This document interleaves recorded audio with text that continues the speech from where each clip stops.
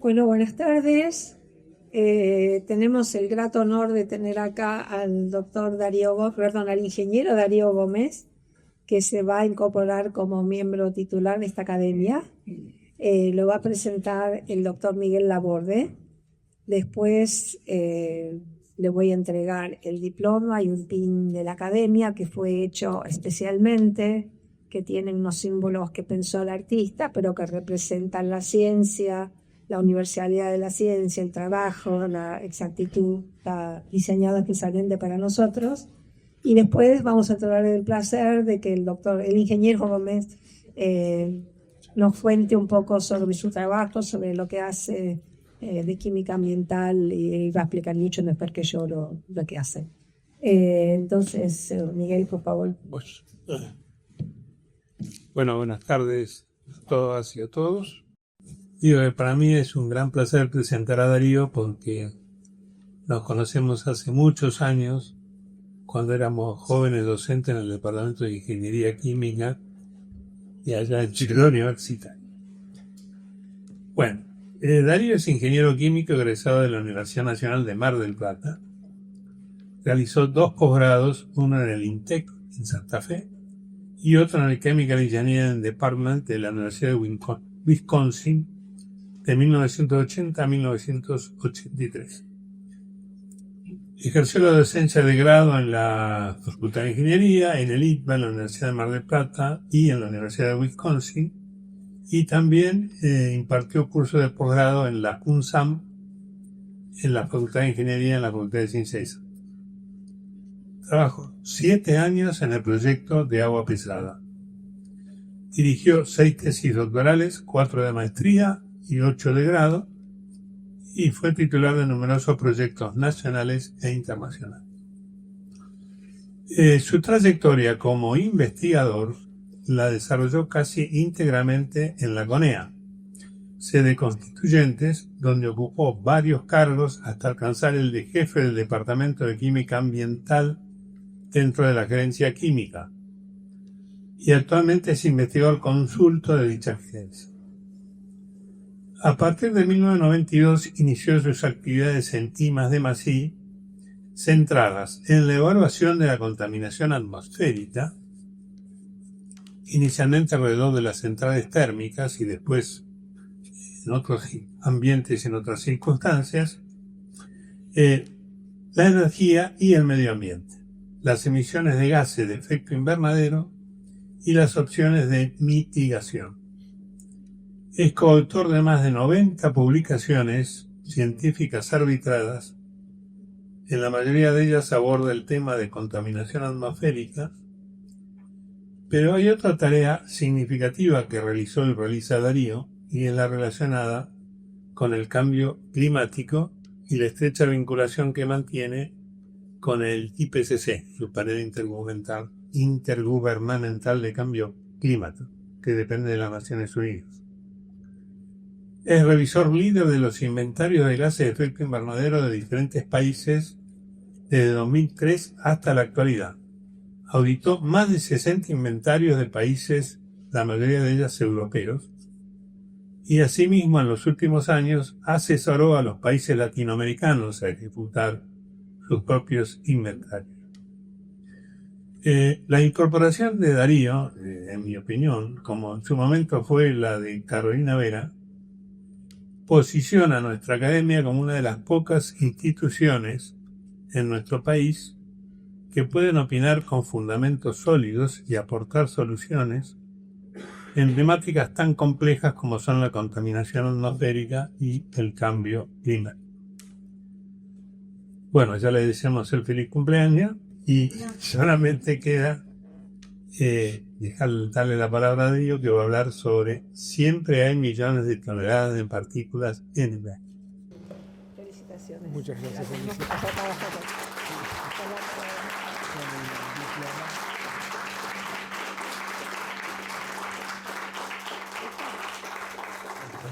Bueno, buenas tardes, muchas gracias por la presentación y también por recibirme en la academia. Para serles honesto, yo nunca pensé que iba a ser miembro de esta academia, así que es como una sorpresa. Bueno, vamos directo a la charla porque no quiero tardar mucho más de media hora para no aburrirnos. Siempre hay millones de toneladas de polvo en el aire, así como millones de cubos de aire en la Tierra y más carne viva bajo la Tierra, gusanos, escarabajos, criaturas, que la que camina sobre ella. No está el autor acá, quedó abajo, pero el autor de esta frase es Michael Ondaatje, es del libro El paciente inglés, y me gustó esta frase porque ubica a las partículas atmosféricas en el sistema terrestre, cosas que a veces la gente se olvida, está muy ocupada de cuánto le afecta a su salud, etc. Pero las partículas forman una parte importante del sistema terrestre. Así que me gustó esa frase, yo se la robé prácticamente, no es una palabra frase, es un robo. Pero bueno, más allá de eso, yo voy a pasar directamente a la parte egoísta, al punto de vista antropocéntrico, y por qué nos afectan a nosotros las partículas. Luego diré algunas palabras sobre el planeta, pero primero, ¿por qué las partículas? Y las partículas, lo que sucede es que nosotros las respiramos todo el tiempo en sus diversas formas y en sus diversos tamaños. Aquí hay una micrografía de partículas atmosféricas y uno puede ver la diversidad de formas, de tamaños, etc. Y también es interesante ver que esos 10 micrones, esa escala ahí que está de 10 micrones, los micrones son la millonésima parte del metro, la milésima parte de un milímetro, o sea que 10 micrones son la centésima parte de un milímetro, y ustedes pueden observar cuán pequeñas son.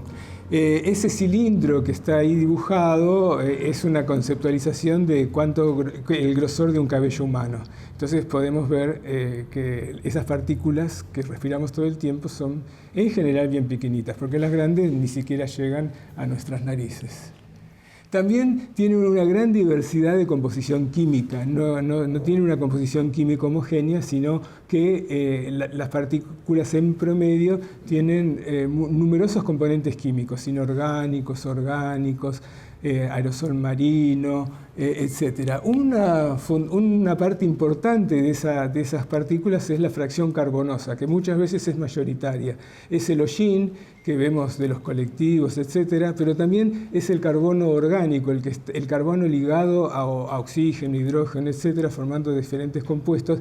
Quizás la visualización más interesante de eso es pensar cuando uno quema un fósforo, en la parte quema biomasa, la madera, la parte no de la cabeza del fósforo, sino de la madera, cuando uno lo mira, queda muy negro en la punta y la biomasa sin quemar en el medio. Entre la punta negra y la parte de la biomasa hay una diversidad de compuestos químicos, orgánicos, y eso se llama a veces el continuo del carbono, es lo que se libera a la atmósfera como compuestos orgánicos, en forma de partículas y también de gases. Esos gases pueden ser precursores en la atmósfera de otras partículas. Y en general hablamos de partículas primarias, que son las emitidas directamente por las fuentes de emisión, el colectivo, el polvo resuspendido, etc. Y también partículas secundarias, que son las que se forman en la atmósfera, como los compuestos orgánicos secundarios, el nitrato, el sulfato, que vienen de las emisiones de dióxido de azufre, de nitroso, del amoníaco, de la agricultura, etc. Entonces es una gran complejidad también desde el punto de vista químico, formas, tamaños, compuestos químicos. Esos compuestos químicos que tienen las partículas son como una huella de las fuentes que los emitieron. Entonces es como que cada fuente es botona, deja su huella. El trabajo nuestro a veces es desanudar toda esa evidencia que ha dejado en las diferentes fuentes en las partículas. Pero a través de algún trabajo que luego explicaré brevemente, uno puede mirar las fuentes que han aportado a esas partículas que nosotros respiramos. Y hay también diversidad de fuentes, muchas son el transporte, la quema de biomasa a cielo abierto, el aerosol marino, la industria, las actividades agrícolas, etc. También el material particular de suspensión, como también se llama a veces, y acá tenemos el PM2,5, que en la próxima diapositiva explicaré, ahora conformémonos con esta nomenclatura PM2,5, es la concentración, acá está graficada la concentración másica a lo largo de un año de medición, no un año calendario, de la masa de las partículas por metro cúbico. Está en microgramos de metro cúbico, la millonésima parte del gramo, como ustedes ven no es mucha masa, pero sí lo que vemos es esas subidas y bajadas de la concentración másica, y eso es así en general siempre. La masa de las partículas por día varía mucho día a día. Eso depende de la diversidad de fuentes, de las condiciones meteorológicas, de las condiciones topográficas, etc. El rojo y el azul también lo explicaré luego, pero básicamente lo que quería mostrarle acá era la gran variabilidad temporal de la concentración másica de las partículas en el medio ambiente. Esto es típico de casi todos los lugares. Ahora, lo que yo les mostré antes, que lo pasé rápido, después les explicaré con más detalle algunas cosas, es el tema de que yo les mostré una composición promedio, pero la composición de las partículas cambia según la fracción de tamaño de las partículas. En cada tamaño hay diferentes cosas. Hay diferentes componentes químicos. No hay una composición química uniforme a lo largo de todos los tamaños de partículas. Y aquí hay 4 tamaños fundamentales, lo que se llaman PM10, PM2,5, PM1 y PM01. El PM10 son las partículas con diámetro aerodinámico menor que 10 micrones. El PM2,5 son las partículas con diámetro aerodinámico menor que 2,5, el PM1 menor que 1 micrón, también llamadas partículas finas. Finas y gruesas es una nomenclatura un poco grisácea. Antes, cuando nosotros recién empezábamos, el PM2,5 era partícula fina. Ahora, en el siglo XXI, el PM2,5 ya son casi partículas gruesas. El PM1, las menores a 1 micrón o las micrométricas son finas, y las nanométricas, las menores a 0 o 1 micrón, son las ultrafinas. Esas partículas, cuando uno las respira, llegan de acuerdo a su tamaño, y por eso el tamaño ha sido la variable fundamental que se han usado en las normas de calidad de aire para definir los estándares, porque el PM10 llega, por ejemplo, cuando uno lo respira, hasta el tracto superior, nada más, no llega más abajo. El PM2,5 llega a nivel pulmonar en el tracto inferior. El PM1 llega a nivel alveolar, pero el PM01 llega al torrente sanguíneo, y de ahí viaja a través de nuestro cuerpo.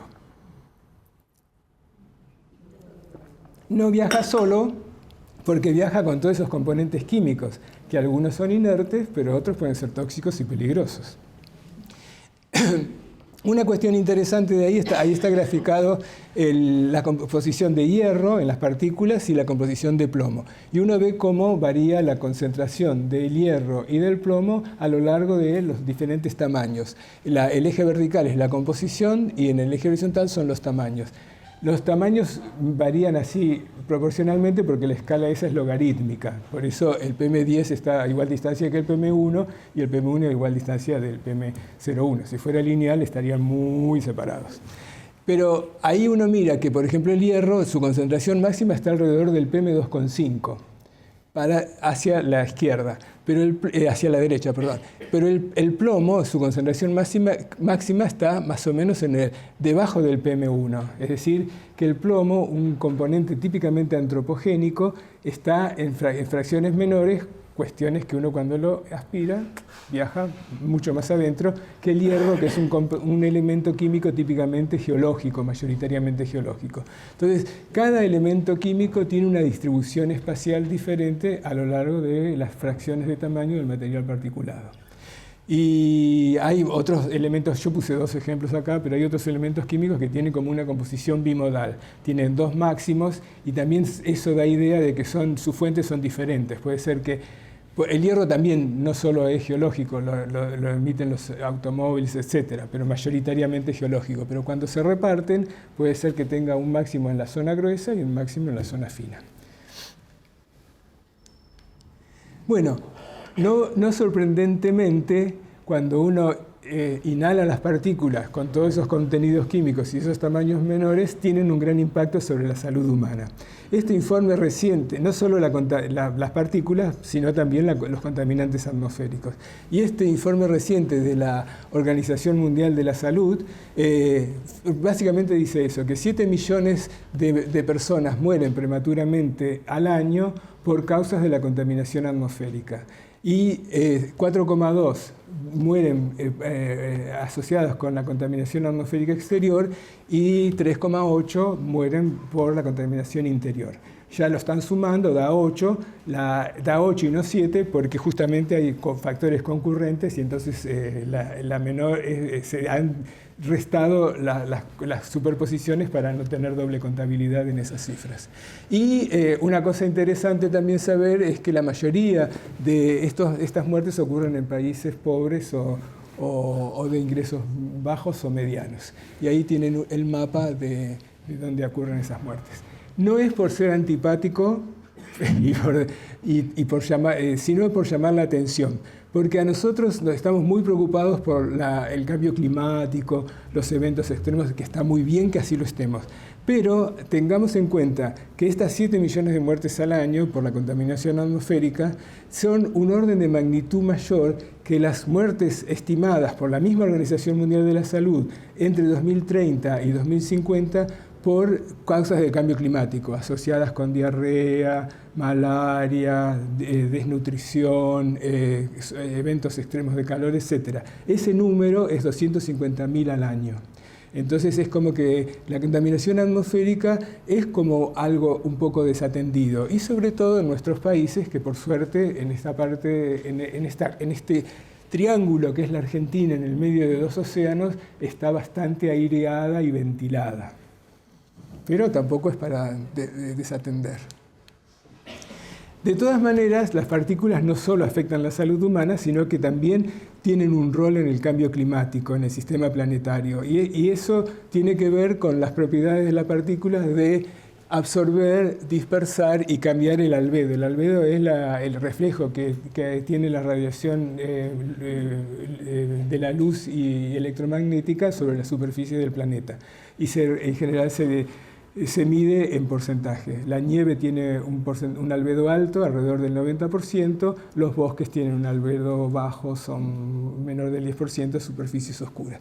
Entonces las partículas, al tener, no solo las partículas, sino otros contaminantes atmosféricos, que reciben el nombre ahora de forzantes climáticos de vida corta, tienen ese rol y eso afecta al cambio climático. En la temperatura, algunos tienen efectos de aumentar la temperatura, como el carbono negro, otros tienen efectos de disminuir la temperatura, como los sulfatos, etc.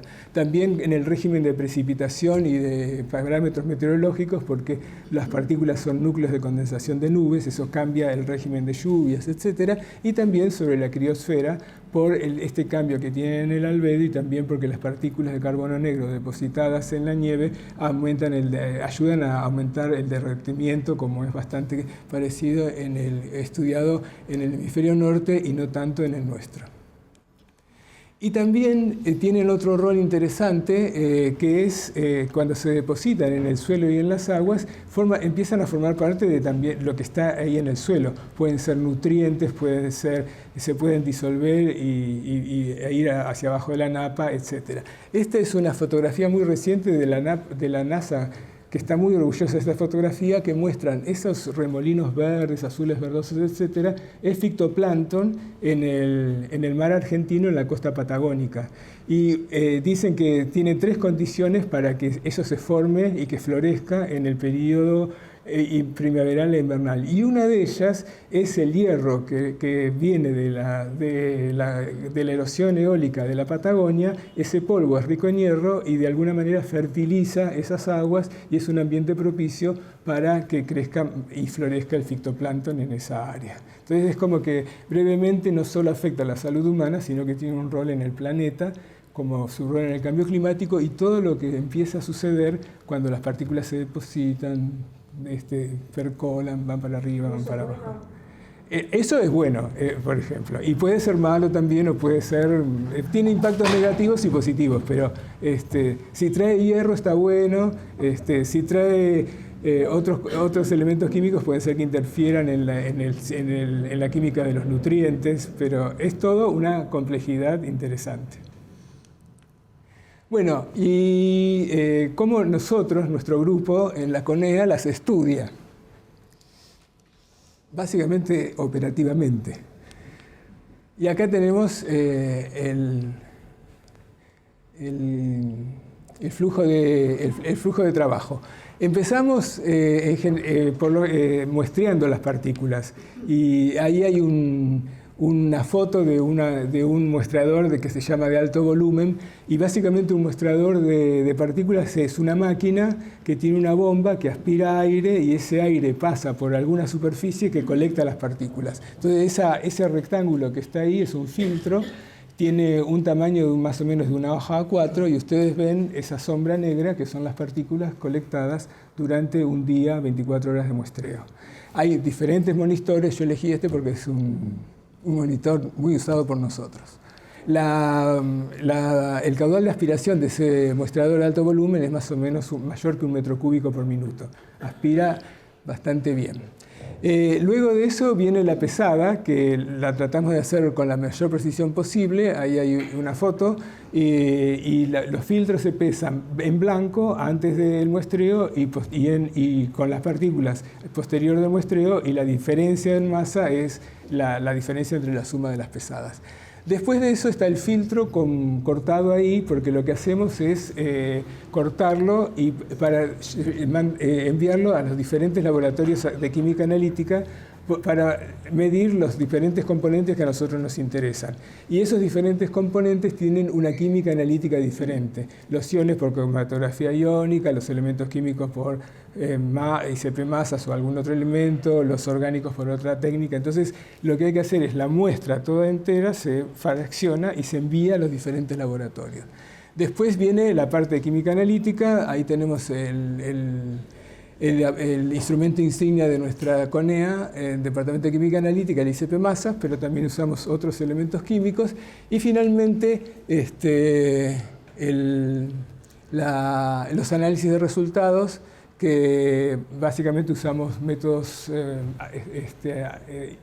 estadísticos multivariados y modelos de transporte. Este ejemplo que yo puse acá es de la tesis de Melissa Díaz Resquín y es un mapa de dispersión del carbono negro en un episodio que hubo de quema de biomasa en Entre Ríos. Entonces ustedes ven el puntito negro, que es la ciudad de Buenos Aires, emitiendo gran cantidad de carbono negro, pero después ven todas esas manchas que están asociadas mayormente a las plumas de carbono negro que provinieron de la quema de biomasa de la zona de Entre Ríos. En esta transparencia lo que yo muestro es cómo evolucionaron nuestros intereses y también nuestras posibilidades, que dependen de cómo fuimos aprendiendo y también cómo fuimos, digámoslo finamente, juntando guita para comprar más instrumentos, etc. Entonces, en la parte de arriba, las figuras muestran nuestros primeros muestreos de la década del 90, cómo fueron cambiando en la década del 2000 y cómo hacia finales de 2015 para adelante nos pusimos más internacionales, y en el marco de un proyecto ARCAL financiado por el Organismo Internacional de la Energía Atómica que dirigió la colega Laura Davidovsky, muestreamos en Buenos Aires en simultáneo con 6 ciudades más de Latinoamérica en el mismo momento, como para tener una comparativa de los materiales particulares de las diferentes ciudades de Latinoamérica. También hay un muestreo que hicimos un estudio que hicimos con Patricia Smichowski, con su amigo Furuta de Japón, donde muestramos simultáneamente en Tokio y Buenos Aires, algo bastante en las antípodas. Y después hay un mapa abajo que no pretende que lo vean, pero que nosotros no muestreamos, pero sí nuestros datos llamaron la atención de colegas de la Universidad de Cornell y nos involucraron en 3 estudios del ciclo biogeoquímico del molibdeno, del manganeso y del hierro, y bueno, nuestro punto de muestreo es uno de los 6 puntos de muestreo de Sudamérica, porque hay muy poco muestreo sistemático, rico en componentes, etcétera, en nuestro país y en nuestro continente. Bueno, ahora sí les hablo un poquito de lo que elegí, que es el PM2,5 del AMBA, que todos los gráficos que yo les mostré en la primera parte son fruto de nuestro trabajo. Si yo hubiera dado esta charla cuando empezamos en la década del 90, esos gráficos serían de bibliografía, pero todo lo que les mostré es del aerosol de Buenos Aires, de lo que nosotros hemos medido, estudiado, etc. Y entonces, bueno, este es el perfil químico del PM2,5 medido por nosotros, y cuando nosotros medimos los componentes, los elementos químicos, los iones, la fracción carbonosa, etc., por más que midamos muchísimo, nunca vamos a poder medir la totalidad de la masa que muestreamos. Siempre nos va a faltar algo. Imagínense la diversidad de componentes orgánicos. Acá esta norma, no vamos a poder medir todos los componentes orgánicos. Por eso medimos el carbono orgánico que junta todos los componentes orgánicos.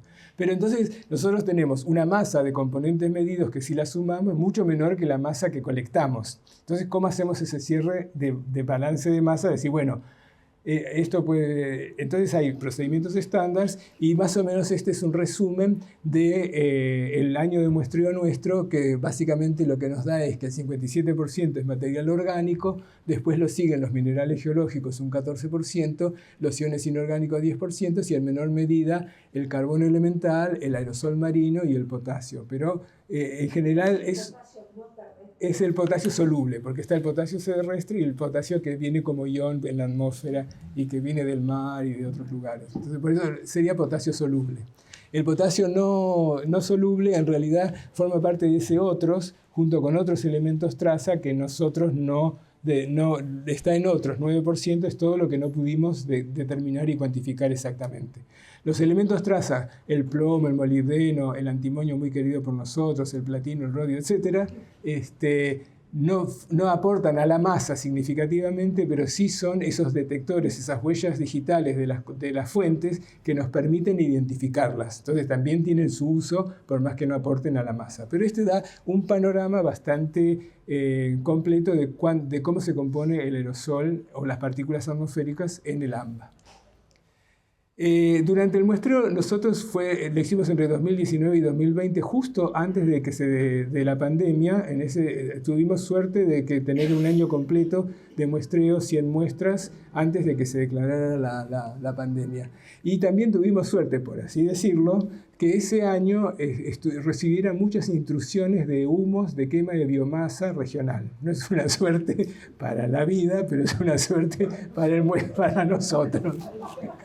Sabrán disculpar la veracidad. Entonces ahí en azul está una cuestión que se llaman retrotrayectorias o trayectorias retrospectivas, que es el camino que siguieron las masas de aire durante la colección de las muestras. Entonces eso que está en azul es, por ejemplo, de una muestra de un día, de dónde vinieron las masas de aire. Y esos puntitos rojos son datos satelitales de la quema de biomasa. Entonces, claramente, ese día no solo ocurrió la quema de biomasa, sino que mucha de esa quema por lo menos llegó a la ciudad de Buenos Aires.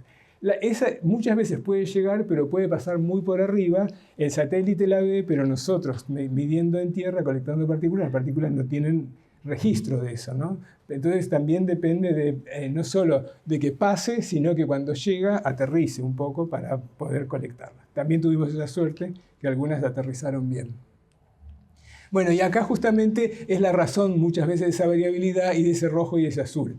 Los rojos fueron, de las 100 muestras que tomamos, 30 tenían presencia de quema de biomasa durante el día de muestreo, que son las rojas que están ahí, y las otras no. En el gráfico de arriba está en negro la concentración de PM2,5 medida y en azul la reconstrucción másica, que nos dio bastante razonable. Y abajo, más interesante, está ese mismo gráfico que está arriba, pero distribuido en sus componentes. El azul es el carbono orgánico, el material orgánico, y como ustedes ven, es mayoritario. Es interesante comparar esas concentraciones en masa sobre la norma de calidad de aire de la provincia de Buenos Aires. Y entonces ahí se ve que de todos los días medidos, solo 3 días excedieron la norma. Si nosotros aplicáramos las guías de calidad del aire de la OMS, muchas de las partículas, muchos de los días estarían por arriba de la norma. Hay una gran discusión incluso entre los científicos si los países deben adoptar las normas que la OMS brinda como guía. Nosotros pensamos que no, si no hay datos, si no hay monitoreo, si no hay medidas para saber cómo van a reducir. Porque muchas veces es bárbaro adoptar una norma muy restricta, pero si después no tenés datos, no vas a hacer nada, solo te mandás la parte de que hiciste la norma más estricta posible, pero después no la cumplís. Entonces, en realidad, es mejor tener una norma razonable, tener el control de si se está cumpliendo o no, cuándo se excede, ver por qué se excede, y también esta información es útil.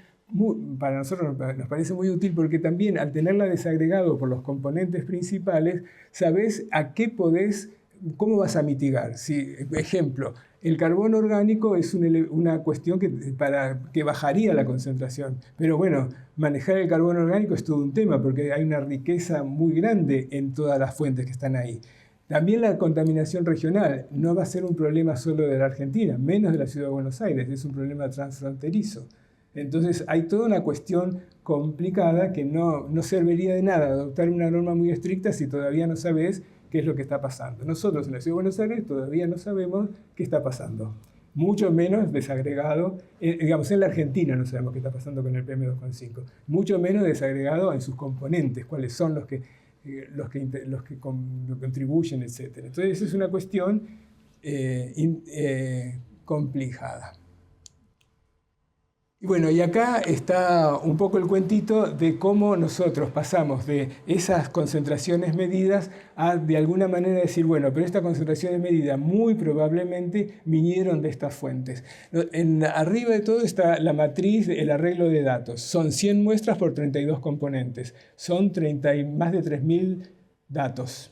Para Big Data es poco, pero es un big effort tener esos 3.000 datos o más de 3.000 datos. Eso se descompone, se factoriza algebraicamente en 2 matrices. La azul de las contribuciones de esos factores y la naranja de esos factores. Nosotros identificamos 7 factores que están relacionados con las diferentes fuentes. Y entonces por medio de los perfiles, que son como esos signitos verdes que están arriba, de la composición de los perfiles, etc., de si está más alto uno o el otro, si el sulfato es más bajo, si el carbono orgánico elemental sube, baja, etc., y a lo largo de los días pudimos de alguna manera saber identificar esas fuentes. Ese trabajo es de lo más divertido, es trabajoso, pero también es bastante cualitativo, porque es como que decir, bueno, puede haber venido acá, puede haber venido allá, y después tenemos que corroborar esas suposiciones. Pero básicamente la conclusión es que más o menos durante ese periodo 28% se debió del material particulado a la quema de biomasa a cielo abierto, 17% a fuentes móviles con bajo azufre. Muy probablemente la quema de los autos particulares, los camiones que queman combustibles con relativamente bajo contenido de azufre. La otra es fuentes móviles con alto contenido de azufre, que básicamente son los autos que queman el diésel con mayor contenido de azufre, y también el aerosol marino. Vimos que eso estaba asociado con el aerosol marino y dijimos, aerosol marino también tiene que ser los barcos, porque los barcos queman azufre con alto contenido de los combustibles con alto contenido de azufre. Y después el resto son resuspensión de suelo, de polvo de la calle. Voy a dejar el del medio, el de 12%, porque es muy simpático. El otro es básicamente las actividades agrícolas, porque están muy relacionadas con el amonio, con el amoníaco usado en fertilizantes, etc. Y el otro, el 6%, las centrales térmicas y la industria. Ese 12% de construcción y demolición fue el que más difícil de identificar y finalmente estuvo asociado a una situación que sucedió en nuestro centro atómico, en nuestro sitio de preferencia para monitorear, y que durante el periodo temprano de muestreo había un edificio que se estaba construyendo, etcétera, renovando, y además habían instalado una parrilla que vendía sándwiches, bondiola, etcétera, relativamente grande. Y entonces eso fue ese episodio, pero que quedó captado en las partículas. No podemos decir que eso sea típico del aerosol de Buenos Aires. Fue típico del aerosol del centro atómico durante ese periodo, pero fue un gran aportante de partículas.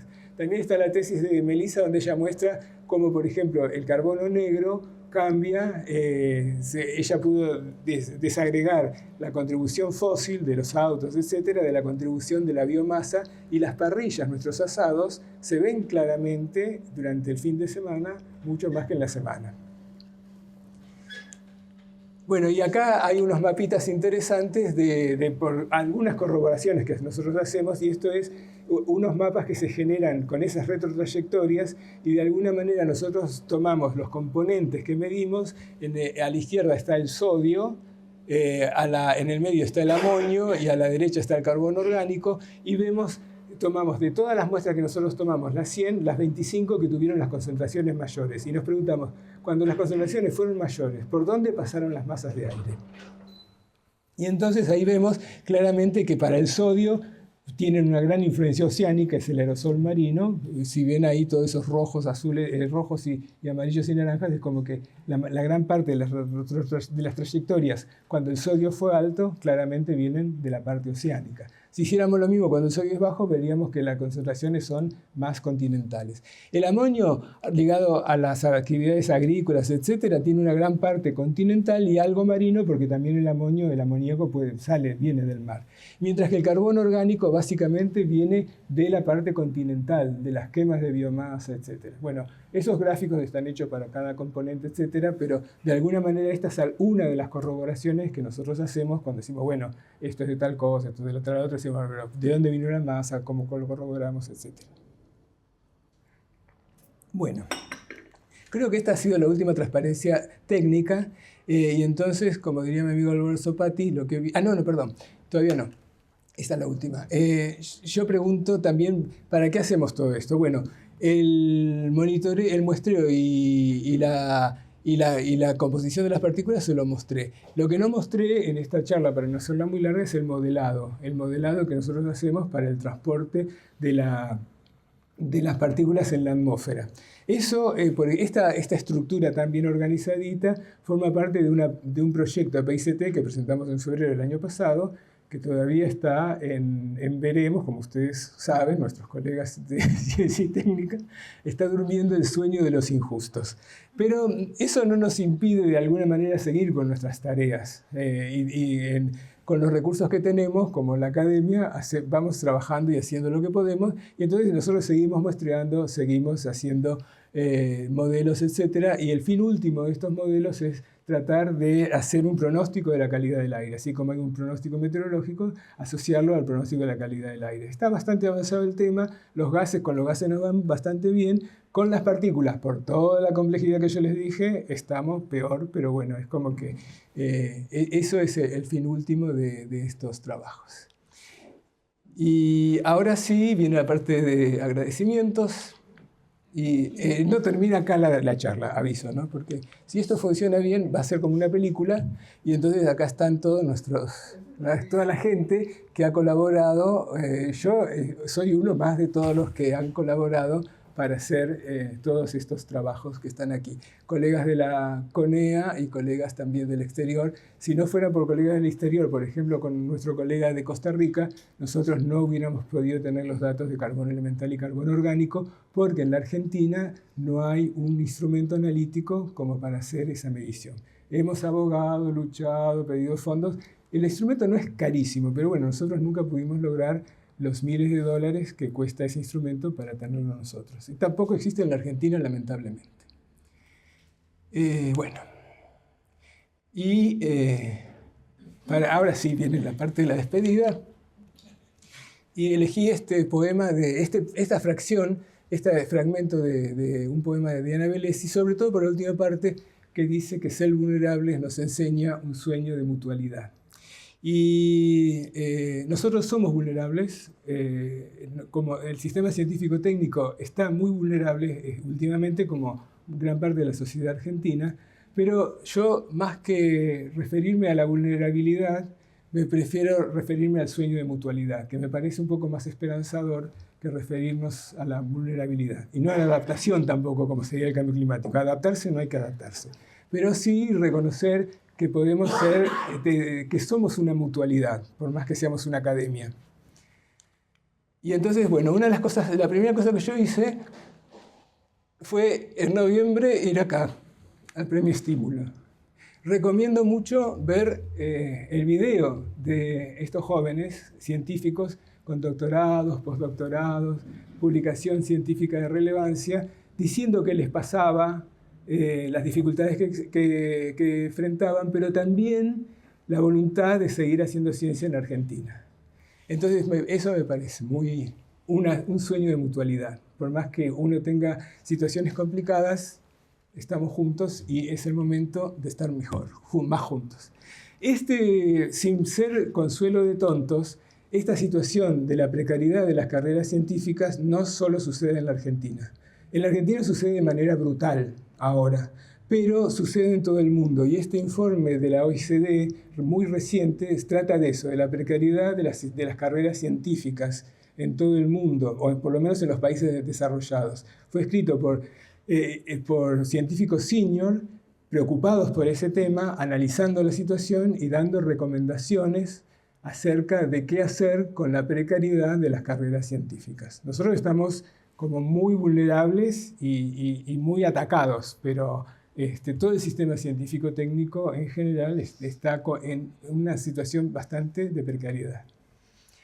Y bueno, y entonces ahora sí, algunos han visto esta película, otros no. Pero esta escena es de una escena de esta película que se llama C'è ancora domani, que la elegí por el título. Podría haber elegido muchas fotos, pero esta porque todavía queda mañana. Entonces, para mí esto es lo importante, que todavía nos queda mañana. Esa frase se la dice la mujer que está a la derecha, que es la protagonista de la película, a su amiga que está a la izquierda. En una situación mucho más tensa, que es muy tensa, casi la vida de la mujer de la derecha podría correr riesgo.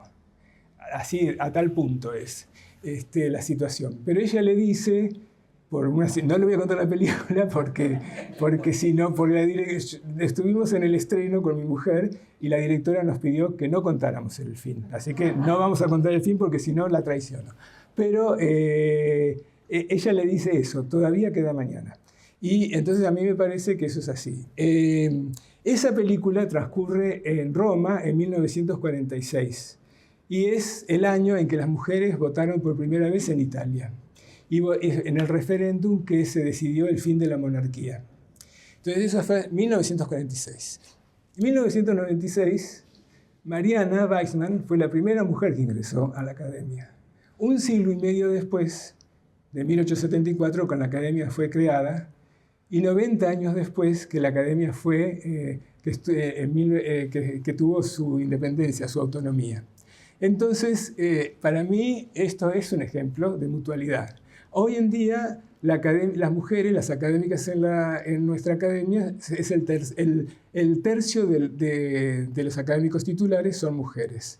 Y la presidenta, elegida el año pasado, es la primera presidenta de la Academia de Ciencias. Entonces, las mujeres han dado una lucha durante todos estos años, de las cuales es el ejemplo, es un ejemplo para nosotros. Entonces, ese mañana es un mañana que puede ser terrible también, porque no puede ser, uno tiene esperanza, pero también puede ser un mañana terrible. Esa mujer la podrían haber matado al día siguiente, pero ese día tenía el mañana. Y nosotros, yo creo que ante esta situación tan difícil y tan complicada, tenemos un mañana que se reside en ese sueño de mutualidad. Así que con eso me despido y muchas gracias.